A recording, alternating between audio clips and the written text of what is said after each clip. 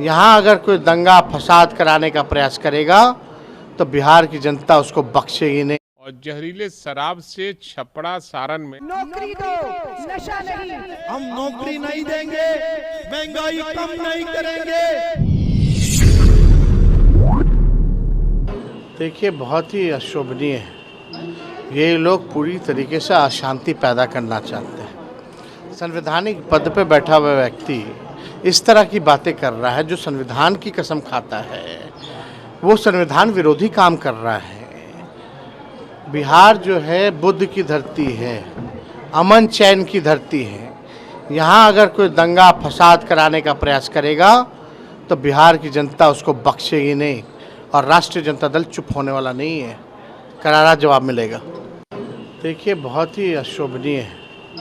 ये लोग पूरी तरीके से अशांति पैदा करना चाहते हैं। संवैधानिक पद पे बैठा हुआ व्यक्ति इस तरह की बातें कर रहा है जो संविधान की कसम खाता है, वो संविधान विरोधी काम कर रहा है।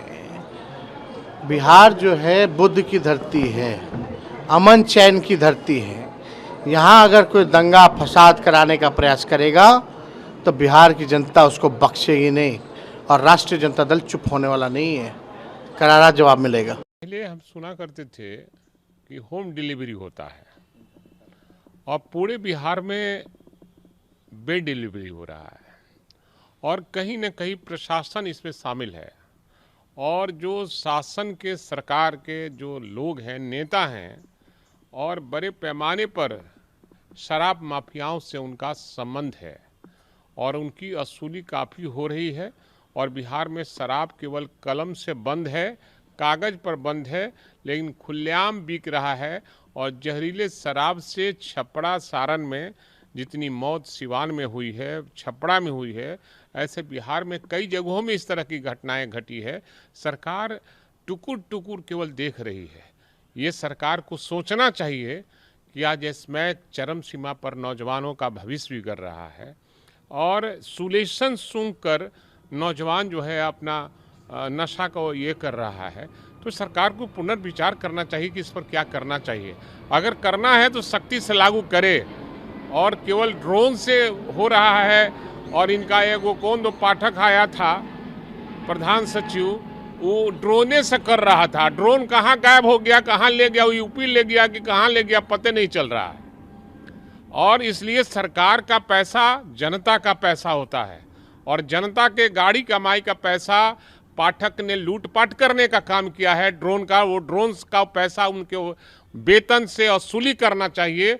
और शराब बंद नहीं हुआ, शराब के नाम पर और माफियागिरी हो रही है।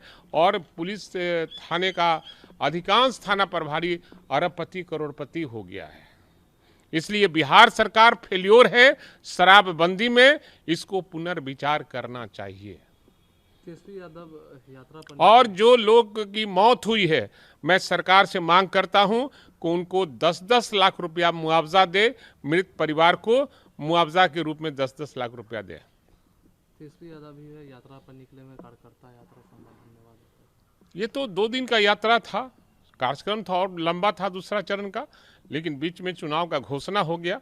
क्योंकि झारखंड और महाराष्ट्र में उपचुनाव हो रहे हैं और बिहार में भी हमारे 4 जगहों में उपचुनाव हो रहे हैं, उसको देखते हुए हमारे नेता अगर यात्रा पर केवल रहेंगे तो चुनाव को कौन गोटी सेट करे। ये लड़ाई इतनी आसान नहीं है और मुझे पूरा विश्वास है भारतीय राष्ट्रीय युवा कांग्रेस का एक एक कार्यकर्ता हमेशा सर पर कफन बांधकर एक बदलाव की लड़ाई के लिए निकला है। और इस बार भी आप नौकरी दो, नशा नहीं, इस मुहिम को लेकर आगे बढ़ेंगे। और पूरे संगठन, महिला कांग्रेस के अध्यक्ष और मेरी बहनें आपके साथ कंधे से कंधा मिलाकर इस मुहिम को कामयाब बनाने और राहुल गांधी जी के सपने को साकार करने के लिए कि एक युवा, शक्तिशाली युवा, ताकतवर युवा, देश में समय के साथ बदलाव लाने की ताकत रखने वाला युवा अब आगे आएगा। मैं उन्हें शुभकामनाएं देती हूँ। जय हिंद, जय। ये सारी देश में हम नौकरी नहीं देंगे, महंगाई कम नहीं करेंगे, नफरत फैलाएंगे, नशा बांटेंगे करके जो वो संकल्प लिया है। मैं आपसे इतना ही कहता हूँ, जो राहुल गांधी जी ने जो पिछले 3 साल से लोगों के बीच में जाके काम करने का काम किया, आप लोग ने देखा है।